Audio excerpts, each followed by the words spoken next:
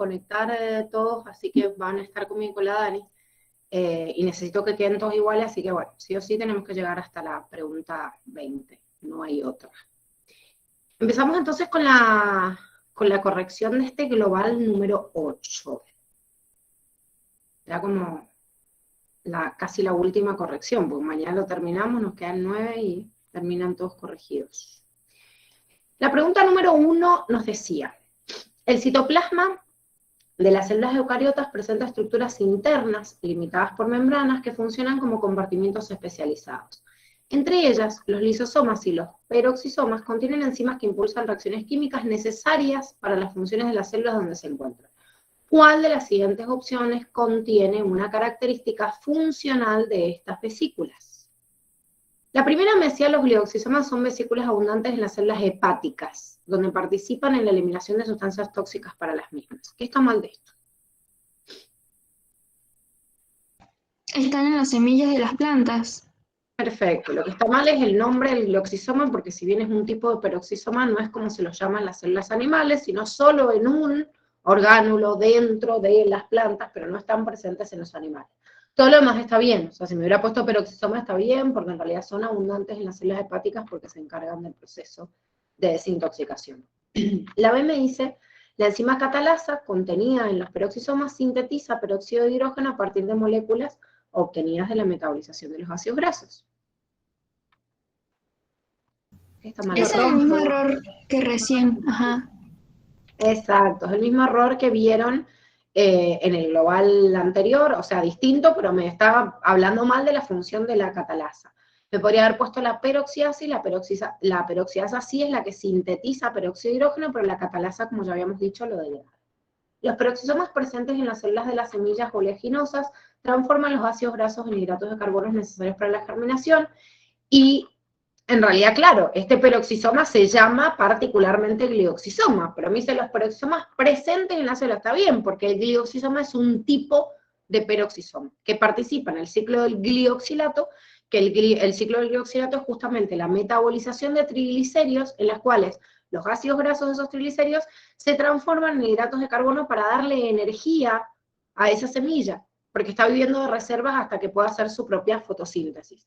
Las semillas activan este ciclo del glioxilato hasta que sale en esta plántula, en esta primer plantita bebé, la primera hoja. Entonces, cuando sale la primera hoja y ya puede hacer fotosíntesis por ella sola, corta con este ciclo del glioxilato y hace un peroxisoma la función común, porque ya es una planta y ya no es semilla, ¿sí? Pero mientras que semilla vive de reservas y por eso transforma la reserva de triglicéridos que tienen en hidratos de carbono. Y la D me dice los lisosomas presentes en las células de las hojas de las plantas contienen enzimas oxidativas que participan en el proceso de fotorrespiración. Bueno, los lisosomas recuerden que tienen enzimas hidrolíticas no oxidativas, o sea, las enzimas oxidativas estaban presentes en los peroxisomas, también en los glioxisomas porque son tipos de peroxisomas, pero además de esto me dice que participan en el proceso de fotorrespiración. ¿Qué era la fotorrespiración? Era cuando la RuBP carboxilasa fijaba oxígeno en vez de dióxido de carbono. Bien. ¿Y qué organelas después participaban? Aparte del cloroplasto, que es en donde estaba la RuBG. El peroxisoma y la mitocondria. Bien. El peroxisoma y la mitocondria. O sea que igual el lisosoma tampoco correspondería. Sí es real que algunas enzimas oxidativas del peroxisoma participan en la fotorrespiración, ¿sí? Porque, de hecho, algunas etapas se llevan a cabo en el peroxisoma. O sea que la otra parte está bien, lo único que yo tendré que cambiar acá es lisosoma por peroxisoma. Y ahí la opción sería correcta. Este tipo de preguntas, y como les dije, las que comparan las excepciones del aparato de Golgi y de las vesículas y vacuolas en célula animal y vegetal, son muy preguntadas, ¿sí? Se las hemos metido en distintos y mechados en distintos globales, pero son como preguntas claves dentro de célula y que las preguntan bastante. Estas preguntas han sido recurrentes, más hay una muy parecida también en otro de los globales que vimos y las han tomado en el 2017, en el 2019, o sea, son como bastante comunes. Bien, 2. En el proceso de traducción en las células procariotas, ¿cuál de los siguientes eventos se produce en la etapa de elongación?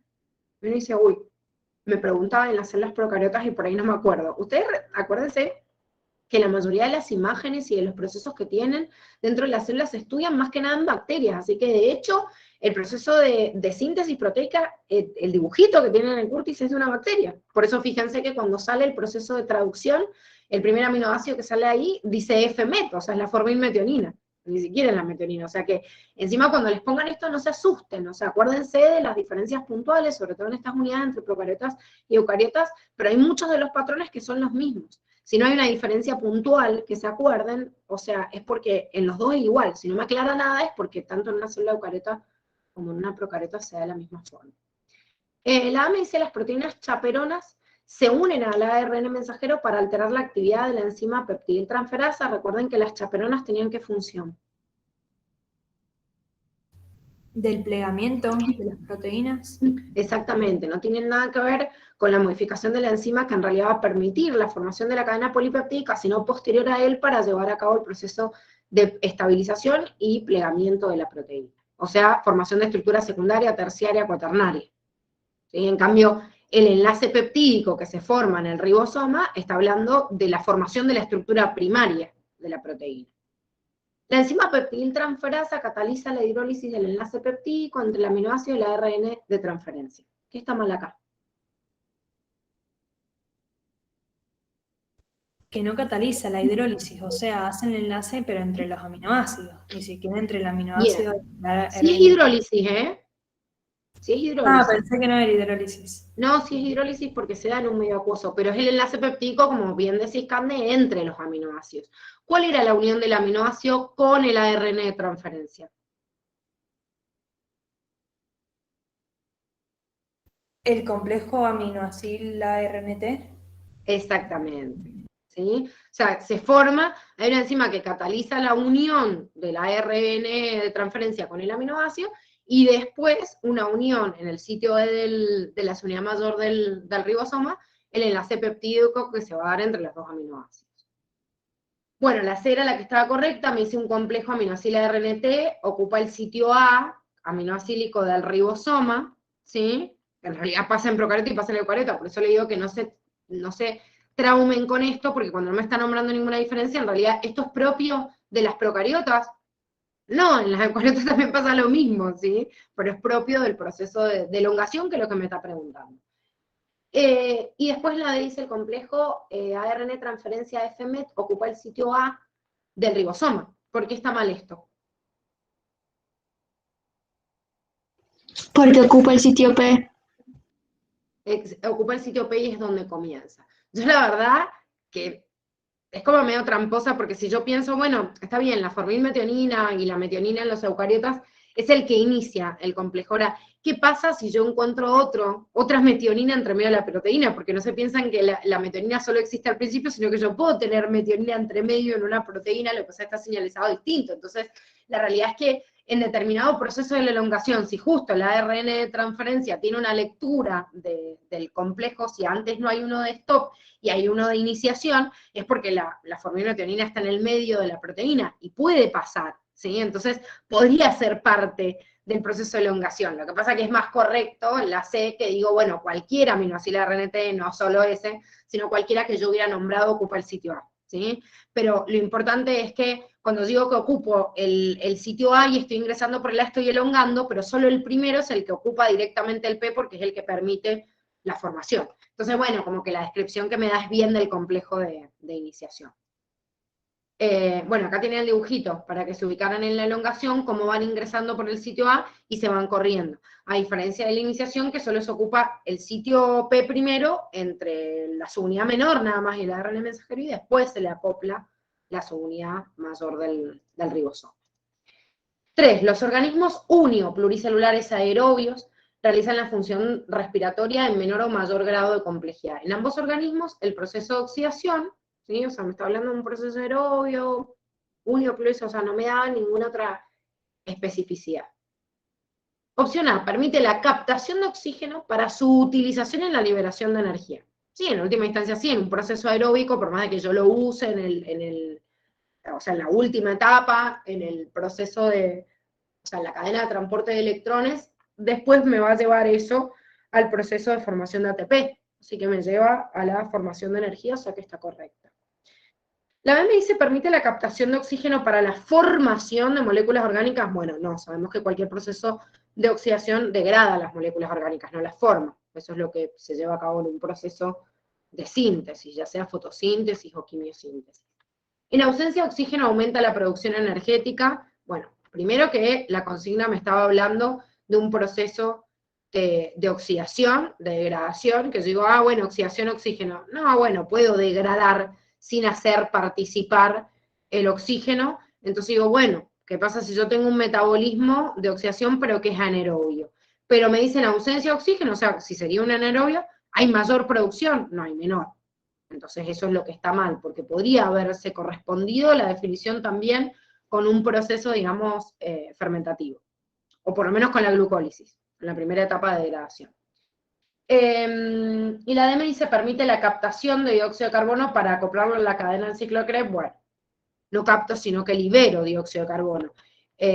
Por ahí intenta confundirles con la captación de dióxido de carbono que hago en un ciclo de Kelvin, en un proceso, por ejemplo, de fotosíntesis, ¿sí? Pero bueno, hablando del proceso de oxidación, en el ciclo de Krebs se libera dióxido de carbono y no se capta.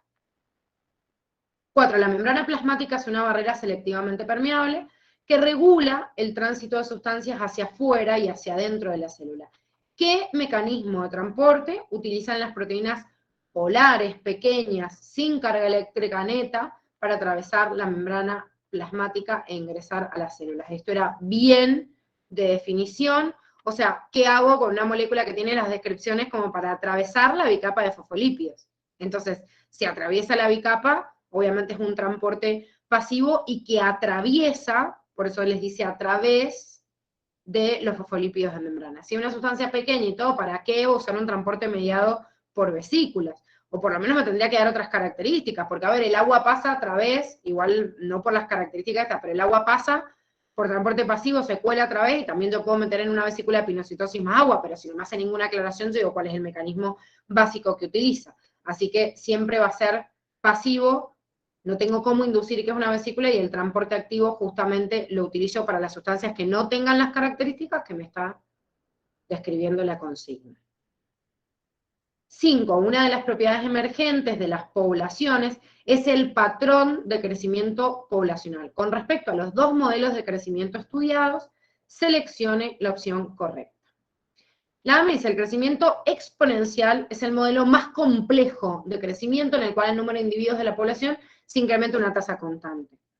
Se incrementa, no una tasa constante porque es exponencial, y tampoco es el más complejo porque el más complejo es el logístico, ¿sí? Por una cuestión de la complejidad de los mismos organismos, y que al limitar el ambiente al desarrollo, que es lo que pasa en el crecimiento logístico, lo hace más complejo porque tienen otros procesos de regulación en la reproducción. En la OMS dice, en el crecimiento exponencial, la tasa de crecimiento se incrementa cuando el tamaño de la población aumenta, o sea, N, aunque la tasa de crecimiento per cápita permanezca constante. ¿Por qué? Porque el crecimiento per cápita es el crecimiento por cabeza. Y si el crecimiento por cabeza, por ejemplo, un individuo tiene la capacidad de dar un individuo nada más. Supongamos que se reproduce a través de reproducción, o sea, por mitosis. Uno da uno más, porque al dar dos, el crecimiento per cápita de 2 sobre 1 es 1 más, o sea, digamos el crecimiento total.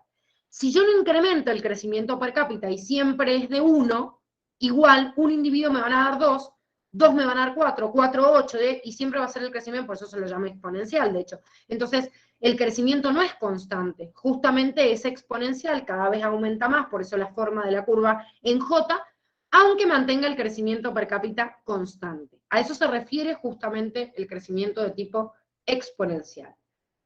En la SEM dice el límite del crecimiento exponencial está dado por el tamaño del hábitat disponible. No, esa es la capacidad de carga y es el límite que me pone justamente el crecimiento logístico. Y la D dice el crecimiento logístico es característico de especies oportunistas como las malezas, que justamente las malezas, como algunos insectos, como algunos tipos de parásitos, como los microorganismos en general, son característicos del crecimiento exponencial y no logístico. Gise, perdón. Sí. Me quedé un poco perdida con la A, porque en el apunte de clase sale que el crecimiento exponencial, o sea, lo que es el más complejo, o sea, que es menos complejo, eso está bien. Pero en el apunte de clase dice que el crecimiento exponencial aumenta a un ritmo constante. Entonces eso... Pero con respecto al crecimiento per cápita, por ahí te dice, constante en ese sentido, la forma de la curva no es constante, es exponencial. Constante es cuando te habla en referencia a la tasa per cápita. O sea, si la tasa per cápita es constante, yo tengo una curva de crecimiento exponencial. Por ahí te lo debo decir de esa manera, ya revisamos si querés bien el texto, pero en realidad lo que es constante, si yo digo, mira, tiene un crecimiento constante en el sentido que el crecimiento per cápita siempre es de 1, que sería como del 100%, o puedo decir de 0,5, lo que sea, si es constante en ese sentido, como el número n va variando cada vez que se reproduce, en ese sentido la curva es exponencial. Tiene que ver con una función. ¿Sí? Si vos das un crecimiento constante, me va a dar una función exponencial. Por eso el crecimiento, o sea, la curva te da, en ese sentido, el crecimiento per cápita te lo debe dar en comparación como constante. Bien, buenísimo. Gracias. No. Bueno, 6. Se coloca una célula en una solución que presenta mayor concentración de un soluto hidrofílico que el citoplasma. ¿Sí? Entonces, se coloca en una solución, pero es el medio extracelular, o sea, externo a la célula. Esa solución tiene más concentración, pero si es hidrofílico, ¿qué va a pasar? O sea, ¿va a pasar por la membrana o no? No. Bien, o sea, como característica no me está diciendo, porque el agua también es hidrofílica, y bueno, me tendría que aclarar, pero si me dice una sustancia o un soluto hidrofílico, yo tiendo a pensar que por sus características no va a pasar a través de la membrana libremente. Dice que al cabo de un tiempo se detecta la entrada a la célula y posteriormente se acumula. Entonces, si yo coloco en una sustancia de mayor concentración y realmente fuera hidrofóbica o pasaría a través de la membrana, yo vería un pasaje hacia adentro de la célula. ¿Hasta qué momento? Y hasta que se estabilicen las concentraciones, ¿sí?, en los dos lados.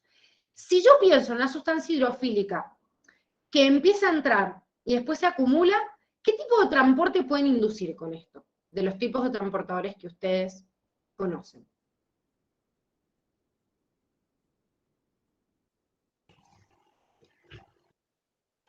¿Un canal? ¿Cómo? ¿Como un canal? Bueno, sí, un canal o un transportador. ¿Sí? Ujú. ¿Y cómo hago yo para acumularlo?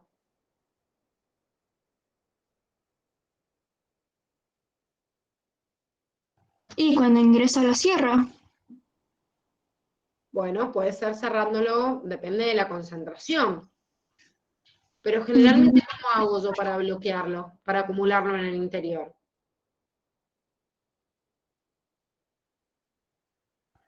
Tiene que ser hipertónico el interior para que ingrese y después que se queden igualados. O sea, como que esté en equilibrio con el medio. Bueno, eso sí sigue siendo la misma sustancia, pero la verdad que sería bastante difícil, y más si es un canal, porque encima el canal es pasivo. Entonces, si el canal mueve una sustancia de forma pasiva y se mueve a través de un voltaje o se mueve a través de una concentración, la realidad es que si pasa a través del canal, o sea, se abre el canal, pasaría la sustancia, y una vez que pasa, si es un canal y es pasivo, cuando se abre, ¿qué va a hacer la sustancia? Y ahora va a salir, porque siempre se mueve por diferencia de concentración. No me decía, algo lo cierra. Bueno, ponele que algo lo cerrara. Pero si yo lo cierro o lo bloqueo, después ¿hacia dónde va a ir la sustancia? ¿Hacia el otro lado? No se va a acumular. ¿Se entiende? Sí. Cada vez que yo lo abra, voy a imposibilitar que se acumule. Esto tienen especificado algo en el cuadernillo de metabolismo y en el cuadernillo de permeabilidad también se los induce. Muchas veces la acumulación de sustancias adentro de la célula no me queda otra que transformarlas. Por ejemplo, les da el ejemplo de la glucosa, que cuando ingresa la glucosa en la célula, para yo poder acumular glucosa en el interior de la célula y que cada vez que yo vuelva a abrir un canal, el cual funciona por difusión facilitada, yo lo pueda bloquear, le tengo que hacer algo. Particularmente la glucosa se la fosforila. Entonces yo lo transformo en glucosa 6-fosfato, pero el canal hacía pasar glucosa, y bueno, lo meto por difusión facilitada, pero ¿cómo logro que se acumule? Transformando la sustancia que tengo en el interior. Si no, no me queda otra. Entonces, ya empiezo a descartar algunos mecanismos o ver de qué manera yo puedo llevar a la acumulación de una sustancia. Pero no me está diciendo que ingrese y nada más. No, ingresa y se acumula. Si se acumula, quiere decir que freno el pasaje de sustancia. Y si yo freno el pasaje, no puedo imposibilitar en mi mente que lo que le permitió entrar no le permita salir. Porque si yo pienso en un canal que lo dejo entrar por difusión facilitada, por difusión, o sea, facilitado por una proteína, pero lo hace por difusión, vuelvo a abrir ese canal y se va a salir, o sea, entonces no voy a lograr la acumulación. Primero teníamos que tener una idea o podíamos inducir algo así, pero encima después las opciones me meten algunos procesos que no tienen nada que ver con la consigna y yo digo, bueno, hipotéticamente voy a referir qué pasaría, porque me habla de la cadena respiratoria y nunca me dijo qué tipo de sustancia era, pero están en la validez o no de cada una de esas opciones en base a la sustancia hipotética de la cual me está hablando. Por ejemplo, en A me dice, ni el ingreso inicial ni la acumulación de A se verán afectados por la presencia de un bloqueante de la cadena respiratoria. Digo, bueno, depende del tipo de sustancia de la cual se trate, pero la realidad es que la cadena respiratoria termina participando en el proceso final de degradación de cualquier sustancia. Y cual sea la sustancia que yo meta, si es una sustancia hidrofílica, que para colmo ya descarto iones, porque de última si me diría otro tipo de sustancia, yo digo, bueno, me cuesta verle la facilidad, digamos, para pasar a través de la cadena respiratoria, pero que una sustancia hidrofílica ingrese a la célula es susceptible de entrar en un proceso oxidativo, y cualquier sustancia que entre en un proceso oxidativo lleva a cabo glucólisis, lleva a cabo ciclo de Krebs y puede terminar en la cadena de transporte. Entonces, es muy difícil que el ingreso inicial o la acumulación, digamos, no se vean afectados directamente por la presencia de esa cadena respiratoria. ¿Sí? O sea, me dice, se verán afectados por la presencia de un bloqueante de la cadena respiratoria. Si yo bloqueo a la cadena, digamos, respiratoria, directamente voy a afectar la sustancia. Pero puede ser que algunas sustancias de las que estén ingresando ante la presencia de un bloqueador no se vean afectados. También puede ser, o sea, que yo puedo pensar en cualquiera de las dos opciones. Quiere decir que no podría ni afirmarla ni refutarla. Bueno, me voy a las otras opciones. Me dice, por ejemplo, B, A ingresó y se acumuló dentro de la célula por difusión facilitada. Bueno, esa la descarto por lo que acabamos de decir. Si A ingresó por difusión facilitada, podría salir por difusión facilitada. Cualquiera que le posibilite volver a abrir ese canal o la presencia abierta no permitiría su acumulación. Entonces, si ingreso si ingreso por difusión facilitada, no se acumularía, tendería a salir. Tengo que transformar previamente esa sustancia, si no también podría salir por difusión facilitada. En C me dice, el ingreso inicial de A no se verá afectado por un bloqueante de la cadena respiratoria, pero sí su acumulación. A ver, ¿por qué esta yo la puedo considerar como correcta entre las opciones que tengo? El ingreso inicial de A va a estar condicionado, sí o sí, por el tipo de transportador que yo tenga en la membrana. Transportador o canal, ¿por qué? Porque dijimos que era una sustancia hidrofílica y no pasa libremente por la membrana. Entonces, si fuera cualquier tipo de sustancia hidrofílica de las que ustedes conocen, agregando o no un bloqueador de la cadena respiratoria no tiene un pedo que ver con el transporte que yo voy a hacer en la membrana, entonces puede ser que no se vea afectado por el bloqueante. Puede ser que esa sustancia, si es susceptible de entrar a un proceso de oxidación celular, sea afectado, como dijimos recién, por una cadena, por un bloqueante de la cadena respiratoria, y sí, porque es susceptible de entrar a un proceso metabólico. Habrá sustancias que no, porque no se van a degradar o no entraron a la célula para degradarse, pero podría ser afectado, y sí, que de eso dependa justamente el proceso de acumulación o no. Y si se fijan, es la única que podrían marcar como correcta, porque la D me dice A ingresó por difusión simple, que se descarta completamente, porque el proceso, o sea, porque la sustancia es hidrofílica, entonces nunca podía pasar por difusión simple. ¿Qué les pasó en esta pregunta? ¿La pudieron contestar? ¿No? ¿Pudieron deducir? ¿Y cómo les fue? Quiero saber. Yo marqué la B. Bueno. Yo la D nunca me di cuenta. Pensé en una hidrofóbica nada más. Igual me costó un montón. ¿Hidrofóbica o hidrofílica? Pensé en hidrofóbica, entonces dije pasa, pero decía hidrofílica. Bien. Pero igual la A y la C la descarté porque no sabía que tenía que ver con la cadena respiratoria. No, es que no necesariamente tiene que ver, Agus. Te está planteando un caso hipotético cada una de las opciones, porque si vos te fijas, al principio te dice un soluto hidrofílico, no te está diciendo ni qué es ese soluto hidrofílico. Entonces, como que cada una de las opciones te abre, ¿sí?, una posibilidad. Y te dice, bueno, ni el ingreso, ni la... Y vos decís, ¿y qué mierda? O sea, ¿qué me dijo de la cadena respiratoria? Pero sí sé que la cadena respiratoria está involucrada en procesos de metabolización. ¿Un soluto hidrofílico puede ser susceptible a ser degradado en el interior? Sí, ese soluto puede ser un glúcido, por ejemplo, puede ser una proteína que también la puedo degradar y puede estar influido o no. Por eso te digo, la C en realidad yo la veo y digo, puede ser correcta. ¿Sí? Puede que no, si no era una sustancia que está involucrada con la cadena respiratoria. Pero las otras no pueden ser por determinados momentos, y ahí es en donde yo lo modifico. O sea, si yo estoy hablando de una sustancia que ingresa por difusión facilitada y lo está haciendo a través de un mecanismo pasivo, y bueno, entonces, ¿cómo lo acumulo? O sea, ¿cómo logro acumularlo? Si cada vez que esté abierto va a pasar a favor de su gradiente de concentración. Esa es la definición de difusión facilitada. De difusión simple ni hablar porque, como dijimos recién, me está hablando de una sustancia hidrofílica. ¿Sí? Entonces, Sí. si yo digo entre estas dos, me dice, ni el ingreso ni la acumulación se verán afectados, y depende de qué, de que la sustancia sea susceptible a ser degradada por una cadena respiratoria.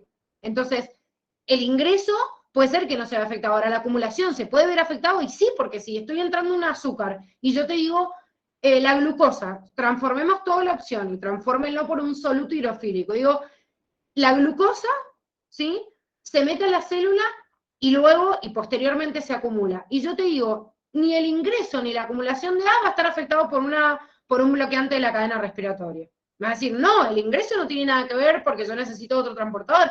Ahora, el bloqueante de la cadena respiratoria, ¿no me va a afectar la acumulación de ese soluto hidrofílico? Sí, sí, me lo va a afectar.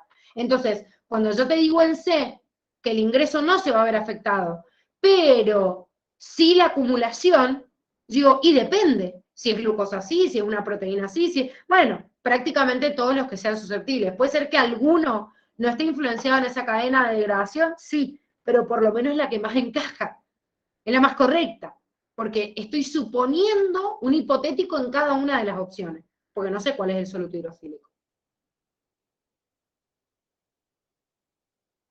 ¿Se entiende? Ah, mira, le se hizo tatetic. Bueno, Sí, Gise, salió bien gracias. no de nada. Salió bien el tatetic ese, entonces. No, pero estas eran las primeras que tenían que descargar por las condiciones que tenían ahí nada más. ¿Sí? Las otras dos pensarlas un poquito más en un caso hipotético, pero no podría acumularlo si es difusión facilitada, y esto no podría ni siquiera ingresar porque es una sustancia hidrofílica.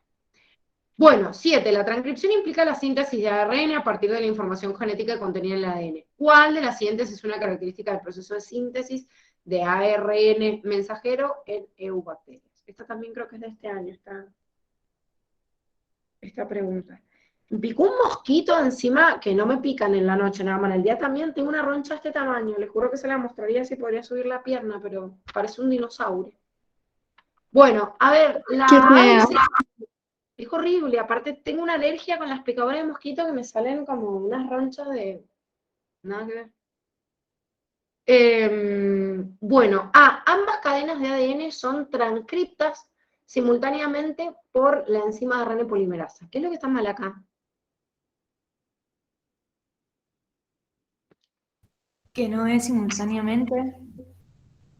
Claro, que no son ambas cadenas. Recuerden que yo tomo una sola cadena molde. Esto en eubacterias, en eucariotas, en quien sea. O sea, cuando yo estoy haciendo el proceso de transcripción, tomo una sola cadena molde. Y la otra me queda como la codificante solita. Siempre estoy Dice, copiando una. Sí, Cande. ¿en la replicación del ADN es lo mismo o ahí son las dos? No, en la replicación son las dos. Bien. En la replicación yo tengo que sacar una copia completa, entonces siempre se va haciendo en simultáneo una polimerasa de cada lado, o sea, de cada lado y encima de cada horquilla. O sea que en cada burbuja tenés 4 polimerasas, 2 haciendo cadenas adelantadas y 2 rezagadas, hay 4 por cada una de las burbujas. en un cromosoma como el nuestro, lineal, y que tiene tantos genes, hay un montón de polimerasas funcionando a la par, pero sí se replica, simultáneamente. Pero en la transcripción siempre tomo una como molde, porque de hecho, a ver, se puede dar justo la casualidad que yo necesite una proteína y que la otra cadena sea molde de otra proteína y se dé simultáneamente. No es lo más común, pero son dos proteínas distintas, son dos procesos de transcripción distintos. Los generales, cuando yo estoy marcando el ADN que necesito este pedacito para transcribirlo, tomo un segmento para transcribir, y la otra me queda como codificante solita. B dice, la transcripción comienza cuando la ARN polimerasa, que contiene un factor de iniciación, se une al promotor, que también lo habíamos visto creo que en la corrección ayer de uno de los globales. El promotor es la secuencia en realidad en la cual me va a marcar justamente el inicio del proceso de la transcripción gracias a la adhesión de esta polimerasa, por eso esta era la opción que tenían que marcar como correcta. Y esto pasa en eucariotas y pasa en procariotas también. C, la cadena de ARN sintetizada es idéntica, aunque es antiparalela a la cadena molde de ADN denominada codificante. Bueno, primero, la cadena de ARN sintetizada no es idéntica, ¿sí?, a la cadena molde, porque va a tener una, digamos, el cambio de timina por uracilo, y además los ribonucleótidos no son los mismos, o sea, no son desoxirribonucleótidos, sino que son ribonucleótidos. Pero me dice que la cadena que está sintetizada, igual, queda idéntica a la cadena molde, ¿sí? Y no es a la cadena molde, tendría que quedar idéntica con ese cambio, digamos, a la codificante. O sea, queda con una secuencia de las bases similar a la codificante, pero el peor error, digamos, que tiene esto es decir idéntica, cuando en realidad el ARN tiene como un cambio de el azúcar y la base de timina por uracilo, ¿sí? Y en la D, dice, la enzima de ARN polimerasa requiere de la presencia de un único cebador para iniciar la síntesis de la... Bueno, también lo vimos ayer en la corrección de otra pregunta, parecía que no hay cebadores en la transcripción. No usa cebadores la ARN polimerasa. Son solo de la ADN polimerasa. 8. En las plantas con flor, la meiosis masculina se produce en células que se encuentran en las anteras, que son los órganos reproductores del polen, del polen. En una meiosis normal de una célula vegetal hipotética que posee un número diploide de 6 cromosomas, ¿cuál sería el resultado al finalizar la telofase 1? Bueno, si una célula hipotética tiene un número diploide de 6, quiere decir que su número haploide es de 3, ¿sí? De la mitad. Y me dice cuál es el resultado de la telofase 1, que pasaba en la meiosis 1. Si la célula obviamente... Se separan los homólogos. Se separan los homólogos. O sea que si esta célula tiene 6 cromosomas diploide, va a pasar a haploide, o sea que va a tener 3. ¿Y en qué estado van a estar? Dobles, ajá. Todavía dobles, ¿sí? O sea que tenía que buscar una opción que me hablara de 2 células, porque en telofase 1 se terminan separando, que tiene la mitad de cromosomas, o sea, ya pasó a haploide, en vez de 6 tiene 3, pero siguen estando en estado doble, ¿sí? Que esa opción era la opción A. A otras en realidad algo me decían mal, o alguna me estaba nombrando lo que pasaría en telofase 2, o bueno. Tenía que buscar la opción, primero la pienso, siempre que les pongan esto de cromosomas traten de hacerse el esquemita, el dibujito, que les hemos hecho en varios ejercicios de los exámenes estos para que entrenen mentalmente cómo esta célula con este número entraría en anafase o entraría en... Se hacen el esquemita y después voy, porque si no después las leen y como son parecidas por ahí, tienden a confundirse. Bueno, 9. La coloración de una especie de pimiento está determinada por 2 genes diferentes, cuyos alelos denominaremos A y R, mayúscula y minúscula, de acuerdo al dominante y recesivo. En un laboratorio se realizó un cruzamiento entre plantas heterocigotas para ambos genes, donde se obtuvo una descendencia conformada por plantas con pimientos rojos, 9, plantas con pimientos marrones, 3, con pimientos naranjas y con pimientos blancos en una proporción 9, 3, 3, 1. A ver, 2, me está diciendo, 2 plantas heterocigotas para ambos genes en una cruza que obtengo 9, 3, 3, 1, y veo características distintas y son dos genes distintos, ¿qué se les ocurre? De los fenómenos que ustedes ya conocen. Que apareció un nuevo fenotipo. Bien. Dentro de la excepción de las reglas mendelianas, aparición de un nuevo fenotipo. Y encima me está hablando, dice, se conoce que ambos genes se encuentran en homocigosis recesiva, el color es blanco, el alelo A determina, y encima después me hace una aclaración, como me decía cuál. ¿Se acuerdan del ejemplo esto del Curtis, que también les encanta preguntárselo?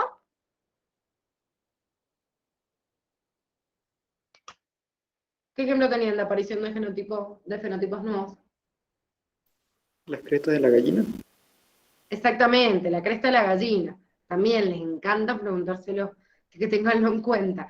Me hace bien una comparación igual, porque ¿cómo yo diferencio esto de otros fenómenos? Porque encima es una relación 9331 que vimos en la herencia mendeliana. Lo que a mí me ayuda a diferenciar esta aparición de fenotipos nuevos es que estoy hablando de dos genes, pero estoy hablando de una única, o sea, de una manifestación fenotípica. En la cruzada híbrida de Mendel, si bien la trabajo igual, la relación me da 9331 en la F2, o sea, todo igual, la diferencia es que en una cruzada híbrida común yo tengo dos genes y dos características, dos fenotipos. Acá es una sola característica, pero está codificada por dos genes, ¿sí? Como la cresta de la gallina. Dos genes, pero la manifestación es una, la forma del fenotipo. Entonces, el fenotipo de esta cruzada híbrida tiene 4 posibilidades. En cambio, acuérdense que en la cruzada híbrida de Mendel, ¿cuántas posibilidades distintas yo tenía?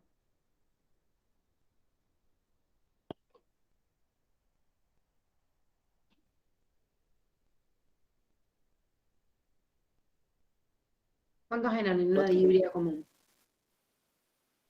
2. No, no 4. son 2 porque son 2 genes. Bueno, ¿y cómo están conformadas esas 4? Para distinguirlas. Una que sea toda dominante, otra todo recesivo y las otras dos mezcladas. Bien, o sea, dominante-dominante, dominante-recesiva, recesiva-dominante, recesiva-recesiva. En cada una de las características con las combinaciones. En cambio acá no se combina nada, estoy hablando de una única característica. Bien, entonces, pará porque ya me perdí la pregunta. ¿Cómo se explica el hallazgo del fenotipo de coloración roja en la descendencia? Fíjense que acá me está hablando como en el ejemplo de la cresta de la gallina, ¿era cuál? ¿Cuál era la característica, digamos, que como que aparecía? Cresta de nuez. Exactamente, la cresta de nuez. ¿Cómo, me está preguntando como lo mismo, ¿cómo aparecería la cresta de nuez? Bueno, ¿cómo aparece acá en el pimiento esta coloración en base a lo que acabamos de describir? Entonces, la AMIS es el resultado de una epistasis, donde los alelos A y R en homocigosis recesiva enmascaran el efecto otro. Si esto sucedería, aparecerían, o sea, si hay un enmascaramiento, aparecerían 2 fenotipos distintos y no 4, como estamos viendo. Y si el fenómeno de epistasis fuera por genes suplementarios, o sea que uno enmascara al otro, igual aparecerían 3 características y no 4. ¿Sí? Por eso las proporciones dihíbridas de genes complementarios y suplementarios. Son siempre 2 genes, pero en una aparecen, en complementario aparecen 2 características. O sea, tengo una con presencia de un dominante y del otro, simultáneo, y si falta cualquiera de los 2 dominantes, tengo otro. 2 manifestaciones fenotípicas. Y en los genes suplementarios, como el caso de la melanina, por ejemplo, o sea, del albinismo, aparecen 3 características. Uno domina o enmascara al otro, pero el otro es independiente. Entonces tengo ausencia de la característica o presencia, y en la presencia tengo las 2 variedades del otro gen. Vuelvo a lo mismo. Veo 3 características en 2 genes, 2 en genes complementarios, en cambio acá estoy viendo 4. Se debe a un efecto de codominancia de los alelos A y R, donde ambos se expresan simultáneamente en el fenotipo. Es muy común, si no tienen muy presente en su cabeza la diferencia entre un alelo y un gen, que se confundan la codominancia con la aparición de fenotipos. Porque la distinción de ver 2 genes o ver uno es donde se hace la diferencia. El alelo A y R son 2 alelos distintos, de 2 genes distintos, de acuerdo a lo que me está describiendo. Si realmente fueran alelos de un mismo gen, sí podría ser una manifestación de codominancia. Pero en la codominancia, lo que me está apareciendo, igual que en la dominancia incompleta, es como me aparece una nueva característica que da una diversidad que igual no coincide acá, porque me está nombrando 4 características nuevas, ahí sería como en una cruza monohíbrida de 2 características que yo tendría, o 2 fenotipos, tengo 3. Eso es lo que sucede en la codominancia o en la dominancia incompleta. Pero en un problema por ahí donde no me manifiesta todas las otras características, por ahí la clave para diferenciarlo y no confundirse es entender bien si me está nombrando un gen o más de uno. Acá me dice claramente que hay 2 genes. Nunca hay 2 genes en codominancia. Espera, entonces, codominancia es uno siempre. Sí, o sea, a ver, te pueden dar un fenómeno de codominancia con otra cosa más. Por ejemplo, yo vi la codominancia, qué es eso, del sistema ABO, y después puedo hacer una cruza con eso y el factor. Lo que pasa es que si yo veo el factor RH aparte, es herencia mendeliana simple. Y la codominancia existe solo en el sistema ABO, no en el RH. Pero la codominancia es una excepción a la cruza monohíbrida de Mendel, no a la dihíbrida. La aparición de fenotipos nuevos es una excepción a la cruza dihíbrida. Esa es la diferenciación, chicos, en la unidad de genética, entre interacciones alélicas e interacciones génicas. Cuando yo hablo de una interacción alélica, si interaccionan alelos entre sí, estoy viendo excepciones a la cruza monohíbrida. En cambio, si estoy viendo una, digamos, excepción a la cruza dihíbrida, y bueno, entonces ahí sí estoy hablando de interacción entre genes. Acá están interaccionando 2 genes, porque hay uno, hay otro, y aparece una característica nueva por haber un alelo de uno a otro y influyen los 2 en la misma. ¿Se entiende? Sí. Bien. C. Se ve un fenómeno de dominancia incompleta, que origina un fenómeno, bueno, igual que lo de codominancia, otra vez estamos hablando de 2 alelos A y R, cuando en realidad son 2 genes distintos, y la única que podía ser probable era justamente la aparición de fenotipos nuevos por todo lo que hemos charlado anteriormente. ¿Quedó alguna duda de esta pregunta? No, ¿La epistasia es con un solo gen o con 2? No, la epistasia es un fenómeno de interacción también entre 2 genes. 2 genes que interaccionando hacen algo con el fenotipo. O uno enmascara al otro y el otro es independiente, o ambos se enmascaran simultáneamente. O sea, la epistasis te habla del enmascaramiento de un gen con otro, pero es una interacción génica también. Por eso genes complementarios, genes suplementarios. O sea, más de uno, son 2 que están influyendo simultáneamente.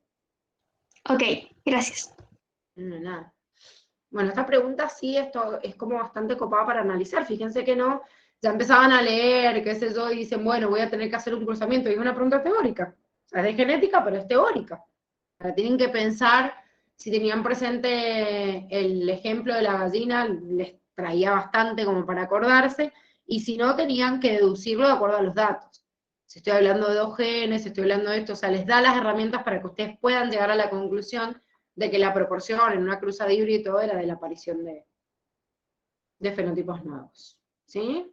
Acá está bueno el cruzamiento igual para que lo vieran, o sea, la presencia de los 2 genes, qué es lo que pasa en cada uno, si tengo dominante, igual que la de la cresta de la gallina, ¿eh? La de la cresta de la gallina, apréndanselo, porque es como bastante común que se los pregunten, o por lo menos sépanse los ejemplos de excepción de cada uno, porque a veces, bueno, la facultad puede hacer esto de darme el dato sin comentarme, digamos, a continuación, qué tipo de excepciones. Acá no, me hace una descripción porque es algo nuevo, pero podrían darme una situación problemática en donde me hablen de la cresta de la gallina y sin darme ninguna otra conexión, yo me tengo que acordar que es una excepción y que es la aparición de fenotipos nuevos.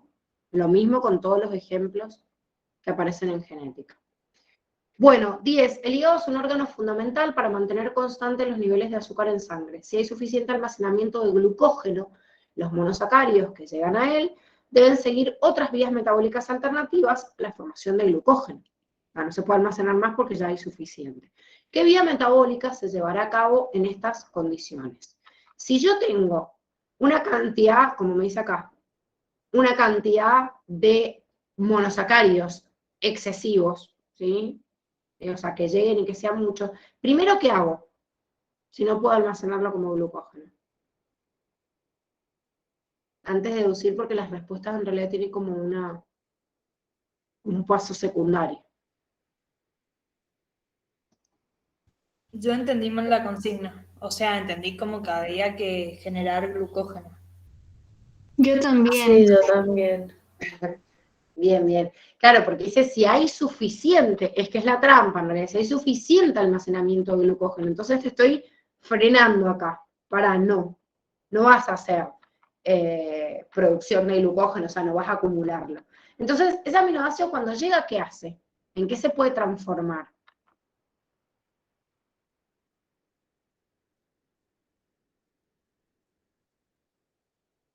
¿Glucosa? Se puede transformar en cualquier vía o en azúcar o incluso en un lípido. También acuérdense que ustedes vieron la integración de todas las vías metabólicas y en la conjunción, con un dibujito que habíamos puesto en el examen pasado, porque acá creo que no está, por eso les digo.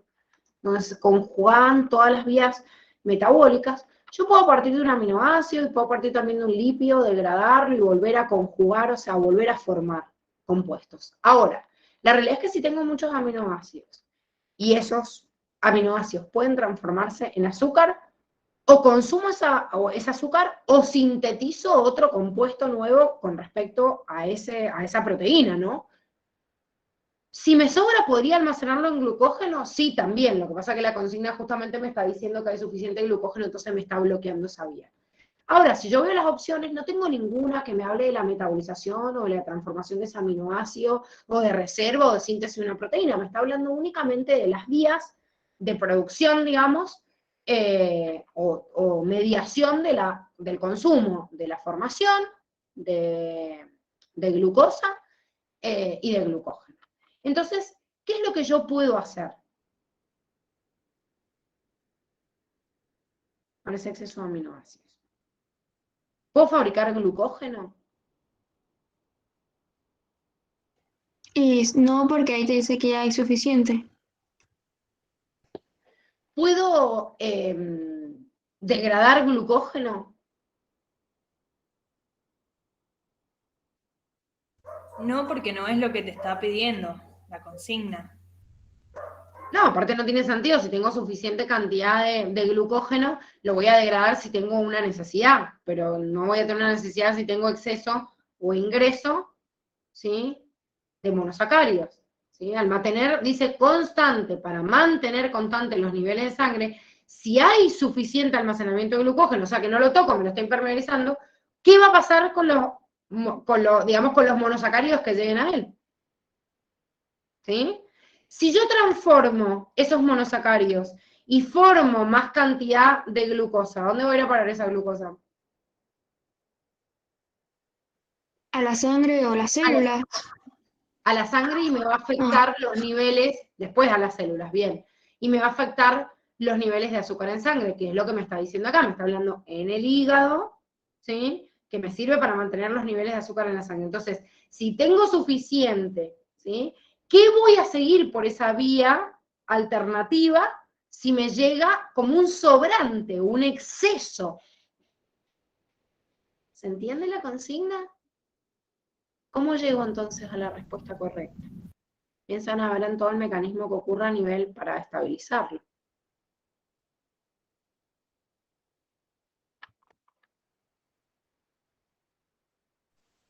Necesito sacar la glucosa de la sangre para que no se produzca una hiperglucemia y como no lo puedo transformar en glucógeno, la degrado. Por eso entra glucólisis. Exactamente. Entonces el hígado, degradando esa glucólisis, puede después en última instancia fabricar, ya sea el glucógeno, esos aminoácidos, puede fabricar nueva glucosa que manda a la sangre y siga nivelándolo, ¿sí? Pero la va a tener que consumir. O sea que primero que nada va a tener que hacer glucólisis del exceso que tiene, porque si no hace glucólisis, la otra vía que tiene, que es la normal, es fabricar glucógeno, pero la misma consigna me está diciendo, no puedo hacer glucógeno génesis, porque tengo suficiente cantidad, entonces ya no puedo fabricar más. Si no, esa sería la primera vía que va a hacer. Si no me iría la consigna que hay suficiente cantidad, lo primero que voy a hacer es glucógeno génesis. ¿Y qué hago con los productos de degradación de la glucólisis? ¿Y cuáles son los productos de degradación de la glucólisis?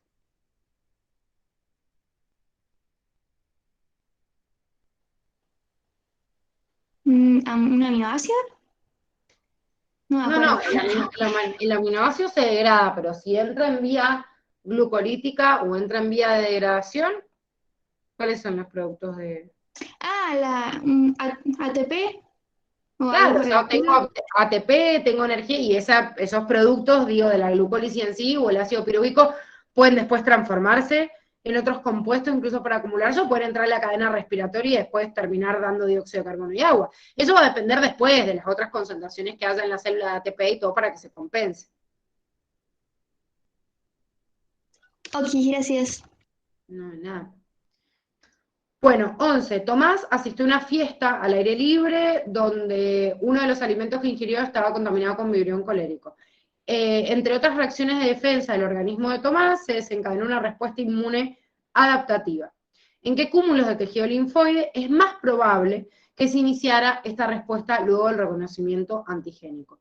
Bueno, primero tenía que saber el vibrio colérico dónde está, qué me produce. Cólera. Entonces, ¿dónde me voy a imaginar que se En va a el afectar intestino. primero? En el intestino, ¿sí? En cualquier cosa o cerca del aparato digestivo. Entonces, si se fijan, por la patología que causa esta bacteria particular, dentro de las opciones que yo tengo, voy a tener que ver cuál es la que está más cerca. El tejido linfático asociado a las mucosas dentro del tejido, o sea, del sistema digestivo, son las placas de pelo. Las adenoides forman parte del ingreso. Si hubiera sido, no sé, una amigdalitis o algo así, bueno, dale, igual que las amígdalas, o algo respiratorio. Pero me está diciendo algo que ingirió y encima una bacteria que causa una patología en el intestino. Entonces me imagino esto más que el punto de ingreso. Y el vaso y el timo son muy genéricos, no va a ser lo primero afectado, o sea, el primer cúmulo linfoide. Si es después de que vaya a la sangre, va a llegar a otros órganos en circulación, digamos. 12. Un grupo de científicos estudió la composición de una población de pinzones que habita una de las Islas Galápagos y posee un ciclo de vida de hasta 13 años. Los resultados obtenidos se expresaron por cada 1000 huevos. Bueno, miren, para no leer tanto, sí, ya igual la han leído para resolverla. Si ustedes se fijan esto, esta fue una pregunta que les hicieron este año. Les habla como... Yo no me acuerdo que les habla de la misma proporción, pero no es de los pinzones, pero me habla como de esta estadística o esta excepción en otra ave, no me acuerdo en cuál. Y les habla una proporción, perdón, Lucas, ¿qué? El otro pajarito se llamaba Chincolo. Bien, ejemplo. el cingolo, sí, no, es que me acordaba que era otro porque fue una de las dudas que muchos tuvieron, pero para si este no era un ejemplo de los pinzones. Sí, bueno, pero era bastante clara, los resultados además creo que hasta usa los mismos números que Curti, o muy parecidos, creo que le agregó un 0, no sé, pero son muy parecidos. Le tengo que prestar atención a esto en cuanto a cantidad. Si me dice, yo expreso qué es lo que pasa por cada 1000 huevos, pero me dice, de cada 1000 huevos, 260 se pierden antes de la eclosión. Eso quiere decir que yo estoy teniendo una pérdida más o menos del 25%, ¿sí? Por acción, acá puntualmente me dice la depredación. ¿Qué pasa con las 740 que nacen? 520 pueden abandonar el nido, o sea que ya me está reduciendo otra vez a la mitad. Y de estas últimas, sobreviven nada más que 100. Entonces, de acuerdo a esto, más allá, después me habla en realidad de la homología que yo tengo de los patrones de mortalidad, pero ya leyendo este primer ejemplo, si no se acordaban puntualmente el de Curtis, ¿qué estamos hablando? Si ya después del primer año, o sea, solo están sobreviviendo al 10%. Un patrón parecido a mortalidad, ¿a quién? A la ostra. Bien. Entonces me dice, la supervivencia de estas aves depende de la producción de semillas, que está fuertemente relacionada con las precipitaciones en la isla. Una vez que las aves sobreviven su primer año, la tasa de mortalidad permanece más o menos constante durante los años siguientes. Entonces, al principio todos los datos estadísticos que me dio de cómo están expresados en Curtin me habla de la ostra, pero después cuando pasa esto de que sobreviven estos 100, ¿a quién se parece más ya? A la hidra. ¿Cómo era el de la hidra? Siempre se puede morir. O sea, constante. Tiene un patrón de mortalidad constante. Fíjense, la supervivencia depende de la producción de semillas y está correlacionada con la lineal. Pues dice, una vez que se instalaron, más o menos permanece, pero ante los años siguientes igual. Entonces, Es como una composición, el ejemplo que me está dando, de algo que nosotros reconocemos en la primera etapa, con una alta tasa de mortalidad, pero después que se estabiliza. Porque el patrón que les da de mortalidad el libro de Curtis, de la hidra, la ostra, la especie humana, son como muy cerrados y acotados a eso. Pero esos 3 patrones yo los tengo que conocer para después poder descomponerlos en distintas opciones. Entonces me dice, ¿cómo es el patrón de mortalidad de esta población de pinzones? Después de la descripción que me hizo. Bueno, vamos al primero. Me dice, luego del primer año de vida, el patrón de mortalidad de aves es idéntico al patrón de mortalidad humana. No, dijimos a quién se parecía. Si después se mantiene. A la hidra después. A la hidra, ¿sí? O sea que después del año se parece más a la hidra, no a la del ser humano. La dice, hasta el primer año, el patrón de mortalidad de estos pinzones se asemeja al de la ostra, ¿sí? En etapa larvaria de vida libre. Dijimos que hasta el primer año una alta tasa de mortalidad era justamente parecido a la ostra. Después de ese año, de ese primer año, se parece al de la hidra. Me está descomponiendo distinto, pero está bien, hasta el primer año se parece a ese. Luego el primer año, el patrón de mortalidad de estas aves es igual al patrón de las ostras, una vez que éstas se adhieren a un sustrato favorable. Si yo digo luego el primero se parece, se parece al de las ostras, no primero al de la hidra. Y aparte las ostras, cuando se adhieren a un sustrato favorable, las que quedaron logran sobrevivir. ¿Sí? Sí. O sea que me daría un patrón como el que tendría estas aves en el primer año y no luego del primer año. El patrón de mortalidad de la población de estos pinzones a lo largo de toda su vida es igual al patrón de mortalidad de la hidra. Lo que está mal es que me diga igual a lo largo de toda su vida, cuando me da 2 patrones bien marcados o diferenciados. ¿Ven? Ahí tenían el dibujito. Bueno, ese dibujito se lo tienen que saber y la proporción porque les hacen varias combinaciones o varios ejemplos de patrón de mortalidad y de tasas de crecimiento. Distribución también, con respecto, como vimos la de la jarilla ayer, o vimos el otro que depende de la distribución espacial o la densidad también. Entre los mecanismos de especiación con divergencia, se reconocen 3 modelos principales que se diferencian de acuerdo con la distribución geográfica y la intensidad del flujo génico entre las poblaciones involucradas. Con respecto a la especiación parapátrica, ¿qué ocurre? ¿Sí? La A, que era la correcta, dice cuando el proceso de divergencia ocurre gradualmente entre poblaciones que se encuentran ocupando territorios contiguos y sin que se establezca barrera geográfica. ¿Sí? Que es la definición. La B me dice cuando un pequeño número de individuos funda una nueva población, nacen, bueno, efecto fundador. Cuando 2 poblaciones están en territorios separados por una barrera que impide el flujo y van divergiendo, bla, bla, bla, ¿qué es? La C que me está definiendo. Alopátrica. Bien, alopátrica. Y la C me dice cuando el proceso de especiación ocurre en el transcurso de generaciones dentro del mismo territorio, ¿qué es?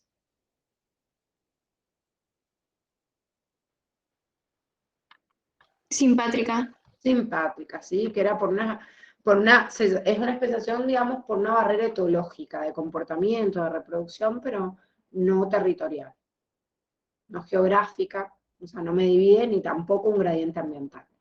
Los biólogos evolutivos que cuestionan la interpretación de todo rasgo como una adaptación tratan de tener una mirada más plural que propone considerar al organismo globalmente y recurrir a explicaciones alternativas de la selección natural para interpretar el origen de las características. Con respecto a eso podemos afirmar que estamos hablando también de las excepciones de esto de considerar la adaptación como la única explicación de la aparición de determinadas características.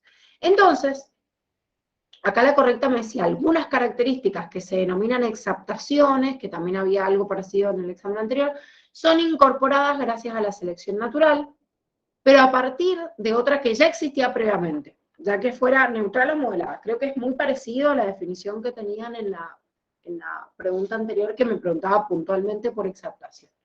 Ahora, en la A me dice, algunas características son consecuencias de heterocronías, procesos de crecimiento diferencial, no es diferencia, de las distintas estructuras del organismo durante el desarrollo embrionario que modifican las proporciones entre ellas. Está mal acá.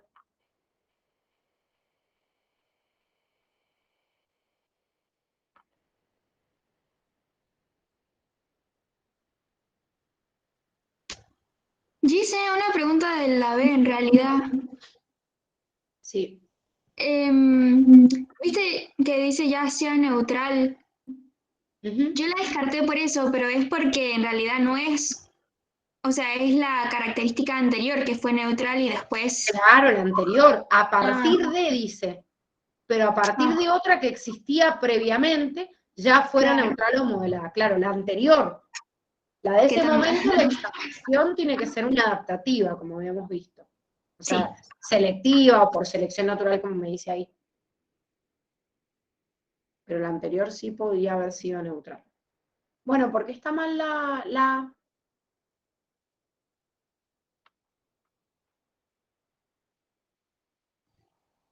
Yo no me acuerdo que era una heterocronía. Bueno, para que lo repasen, si no lo sabían, estas dos opciones están cruzadas, ¿sí? El proceso de crecimiento de diferentes estructuras de un organismo durante el desarrollo es lo que llamamos alometría, y los cambios en las tasas de desarrollo que pueden producir, o sea, bueno, la otra definición es de heterocronía, ¿sí? Tienen un dibujito, no sé, a mí no me gustan mucho los dibujos de Curtis que salen de esto, pero bueno. Tampoco se entienden mucho las excepciones a esto si no ahondamos mucho más en las teorías, pero no es lo que hace Curtis, así que medio como que las últimas partes de teorías que no sean, digamos, darwinianas y que traten de explicar, tienen que conocer así las excepciones, o por ahí los ejemplos puntuales que le da, porque saben que hay bibliografías extensísimas de esto, y un montón de cosas que aparecen a la par. Entonces medio como que les queda en memoria para cerrarlo, porque la verdad es que no lo desarrolla mucho el libro de Curtis, solo me da algunas excepciones de decirte, bueno, pará, que la selección natural no es la única explicación que existe, nada más, pero no amplía mucho más lo demás. Bueno, la de dice, algunas características se conocen como aptaciones, ya que son caracteres neutrales o perjudiciales que se fijaron solo por azar. ¿Qué es una aptación? La adaptación más la exaptación. Exactamente. O sea, yo le llamo adaptación a aquel que lo hace al individuo más apto, ya sea por una cuestión adaptativa o una exaptación que vino de otra característica, lo que fuera, pero terminó también siendo forjada por selección natural, ¿sí? Entonces, obviamente no va a ser un carácter neutral, perjudicial o que se fije al azar, porque esto es lo que llamo no adaptación. Por eso es al azar o perjudicial, o sea, como que no lo quería, o sea, quedó ahí, bueno, me quedó otra. 15. Darwin discutió las dificultades clasificatorias que surgen cuando una característica está presente en dos o más especies que no tienen ancestro común que las posea, y estas características se las denominó analogías. Cuando hablamos de convergencia, indique la afirmación correcta. Bueno, convergencia, acá me da un ejemplo concreto, similitudes que surgen a partir de ancestros diferentes, pero en la convergencia por el ambiente generan similitudes, como por ejemplo la aleta, como tiene ahí una ballena, que es un mamífero, con la de un tiburón. La B me dice, diferencias que surgen a partir de un ancestro común a través de la convergencia evolutiva, como la aleta en la A. Ah, estaba leyendo y igual dice lo mismo. No dice diferencias y no similitudes, ¿sí? Justamente si me está nombrando la aleta de una ballena y de un tiburón, son similitudes y no diferencias, si no, no se confundiría. Además dice ancestro común. Sí, bien, a partir de un ancestro común. Perfecto. Ya está cayendo en mi cerebro que dormí solo 2 horas. Oh. Bueno, C, similitudes que surgen a partir de un ancestro común a través de divergencia evolutiva, como la aleta de una ballena de bueno, pero si estoy hablando del proceso, justamente me está preguntando qué es lo que sucede en realidad por convergencia, ya se contradice hasta la opción de decirme divergencia, pero aparte este proceso de igualación de esta característica es por convergencia y no por divergencia. Por divergencia tendría que haber una diferenciación de una característica externa, pero que tiene un patrón interno, sería similitud en un patrón interno de última, por divergencia, no sé, la aleta de una ballena y la pata de un, qué sé yo, de un cangrejo, una cosa así, para que fuera correcta, digo. Y la D me dice diferencias que surgen a partir de ancestros diferentes, a partir de convergencia evolutiva, como la aleta de una ballena y la aleta de un tiburón. Otra vez, en esta sí, claro, en el otro era a partir, en este en realidad estoy hablando de diferentes, pero igual, vuelvo a decir diferencias y no similitudes. 16. Los elementos biógenos representan el porcentaje de los elementos de la naturaleza que se encuentran presentes en los seres vivos. Todos ellos cumplen funciones importantes en los seres vivos, aunque se encuentran distribuidos en proporciones diferentes. Con respecto a sus características, marque la opción que considere correcta. La A me dice, el calcio forma parte de los elementos que se encuentran en una proporción del 98% de los seres vivos y es considerado un elemento biógeno secundario. Está mal acá. Que es primario. Es primario, ¿sí? Está dentro de los elementos que forman el 98%, pero es primario. En la B dice, dentro de los componentes inorgánicos de la materia viva encontramos proteínas, hidrato de carbono, lípidos, ácido nucleico, bueno, hablando de componentes orgánicos y no inorgánicos. La C, que era la correcta, me dice que el azufre se encuentra como elemento secundario y estos elementos secundarios, como ya sabemos, ocupan el 2%. Y la D dice, el agua es un componente orgánico de extraordinaria importancia que constituye, bueno, de la misma forma que en la B está el error de estos componentes son orgánicos, en el agua también la llamo orgánica y es inorgánica. 17. Existen diversos patógenos que son agentes causales de enfermedades en humanos. Con respecto a los virus, podemos decir que en la A dice existen distintos tipos de ADN virus, como picornavirus, los cuales pueden producir distintas infecciones, incluyendo más de bla, bla, bla, bla. ¿Qué está mal acá? Es Es ARN. ARN. ¿Cómo? No lo escuché. Perdón, interrumpí a alguien. Es ARN. Bien, son ARN los picornavirus y no ADN. B, se conocen unos 40 tipos de adenovirus productores de infecciones de las vías respiratorias y digestivo. En el ser humano causantes de amigdalitis, conjuntivitis y meningitis aséptica. Acá que está mal.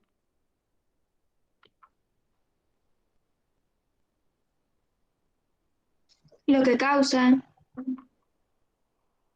¿Por qué? porque causan enfermedades digestivas y respiratorias, ¿o no? Bien, o sea, estas dos están bien, pero lo que no es causal un adenovirus es de meningitis aséptica. Existen ARN virus, como los herpes virus, que incluyen a un grupo amplio de patógenos para el ser humano, como el herpes simple tipo 1 y 2, que causan herpes labial y genital respectivamente, o el virus la varicela zoster y Epstein-Barr. ¿Y acá? ¿Qué está mal? Dice, ¿el adenovirus causa conjuntivitis también? ¿El qué? El adenovirus, Sí, puede causar conjuntivitis. No sé si ustedes lo tienen. Si no lo tienen, ignórenlo. no lo había visto, pero a veces no me acuerdo de todas, entonces. No, puede ser porque si les dice, creo que les nombra los principales productores de enfermedades respiratorias, nada más. O sea, las vías respiratorias y digestivas. Ujú. Meningitis seguro que no lo tienen, o sea, que lo tenían que descartar en realidad por eso. Bueno, ¿qué está mal de la C? Son ADN. Bien, son ADN virus y no ARN. Así que la única correcta era la D, que me hablaba de retrovirus, como por ejemplo el del HIV, que tiene esta enzima, la transcriptasa inversa. Bueno, ya sabemos cuál es su función específica. Bien, 18. Todos los seres vivos obtienen energía para sus procesos metabólicos y nutrientes para construir sus moléculas estructurales y funcionales. Pero los mecanismos de fuente de energía y de carbono los clasifican en distintos grupos. Analizando las variantes metabólicas de los procariotas, es correcto afirmar que la A me decía, los fotoorganótrofos incluyen bacterias púrpuras y verdes no sulfúreas, cuya energía es obtenida de reacciones químicas aeróbicas. ¿Qué pasa acá? ¿Qué está mal? Las no sulfúreas son anaeróbicas. Exactamente. ¿Sí? O sea, hablar de estos grupos como aeróbicas es incorrecto. B. Los organismos quimio-organótrofos utilizan como fuente de carbono al dióxido de carbono. ¿Qué está mal acá?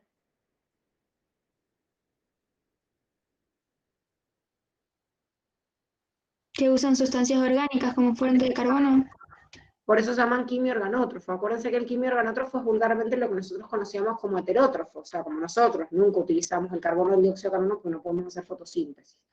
La C era la que estaba bien porque decía que los fotolitótrofos incluyen bacterias púrpuras y verdes del azufre, cuya fuente de energía es la luz, y la fuente de carbono, el dióxido de carbono.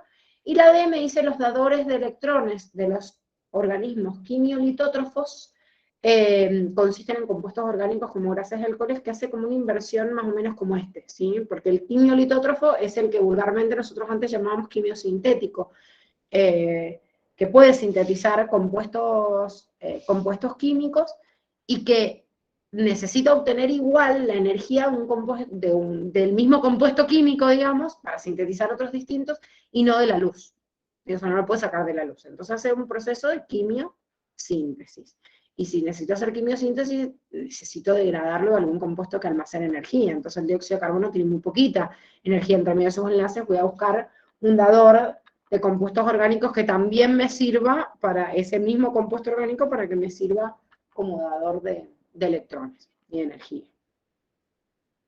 19. La neumonía se diagnostica con una combinación de la clínica que presenta el paciente, como por ejemplo tos, fiebre y dificultad respiratoria, y se confirma con la consolidación pulmonar observable en una radiografía de tórax. Existen muchas bacterias que producen neumonía bacteriana, pero algunas de ellas causan neumonía atípica primaria. Con respecto a esta última, ¿cuál de las siguientes bacterias podría ser el agente etiológico? Más allá de toda esta introducción que les da, ustedes tuvieron uno de los casos clínicos para trabajar esto con neumonía, para que tuvieran presente que habían varias bacterias. Pero hay algo bastante claro y que se los pone un montón la facultad y les pone como caso de neumonía típica, Mycoplasma pneumoniae. O sea, generalmente cuando yo hago búsqueda de algún síntoma de neumonía, busco a otros, como por ejemplo los más comunes, tipo Streptococcus pneumoniae, que es el neumococo. También busco otros productores, porque en realidad los que les están poniendo acá también son productores de neumonía, pero el que me menciona la facultad como caso de neumonía típica, dentro de los de neumonía típica, porque no son uno, pero la facu les pide uno solo y es Mycoplasma pneumoniae. ¿Sí? Aparte me cuesta encontrarlo, porque generalmente cuando yo hago depende de qué tipo de estudio yo pida, pero por ahí cuando veo y saco, lo primero que hago, no sé, es una tinción de gramo, tensión básica, que encima como Mycoplasma es una excepción, me cuesta más encontrarlo. Entonces por eso me marca como neumonía atípica, porque es poco probable y además me cuesta más, obviamente, diagnosticarlo. Bueno, y la última que vamos a corregir hoy, la 20, ¿cuál de las siguientes propuestas indica características propias de los animales protostomados? Los protostomados, recuerden que a diferencia de los deuterostomados, que estaban dentro de los celomados, tenían un desarrollo distinto desde el primer orificio que se formaba desde el blastoporo, y el protostomado generaba la boca a partir del blastoporo o cerca de él, y en cambio el deuterostomado formaba el ano. Y además de esto, el tipo de segmentación también era distinto. En los protostomados había una segmentación de tipo espiral y en los deuterostomados radial. Entonces, en algunos había un error, o ya sea que combinaba la segmentación con el otro desarrollo, o me estaba escribiendo un deuterostomado y no un protostomado. También de definición pura esta pregunta. Bueno, muchachos, vamos a llegar hasta acá, así mañana continuamos desde la 21, y hacemos la corrección también del 9. ¿Ha quedado hasta acá alguna duda?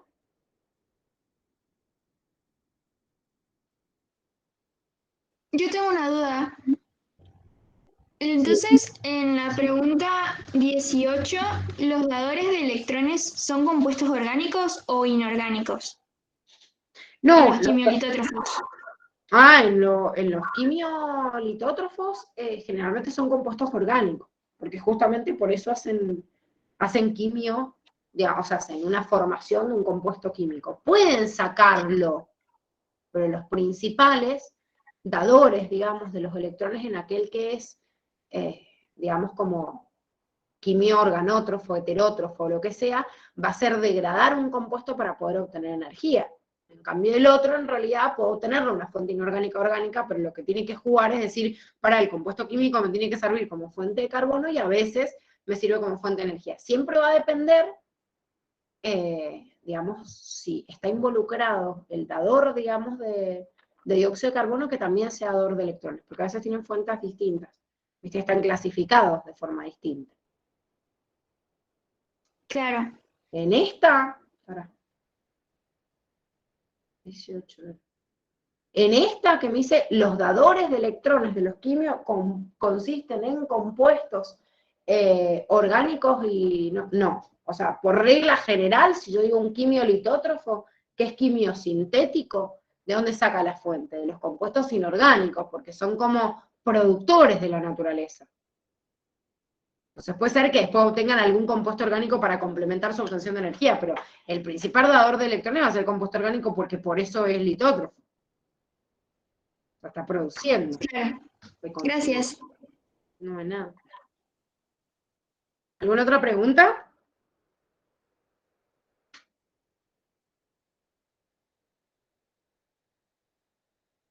¿No? Bueno. Bueno, vayan a comer y a descansar un ratito, que ya es como casi la 1, y nos volvemos a encontrar mañana para hacer las otras correcciones. Que tengan una bella tarde.